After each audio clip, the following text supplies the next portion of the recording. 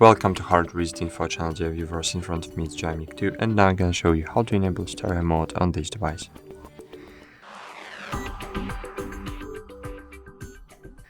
Firstly, to take out both microphones, both transmitters, and now they will create stereo mode, but firstly we need to enable it in settings. To do that, as you can see here I have M. It means that now I have enabled manual mode, so mono mode. So I need to open the receiver settings, click on mono button. Now I have safety track mode, and now I have stereo button. I have stereo, and now I can change. So TX1, it will be like left or right. So in this way we can change it, and that's it.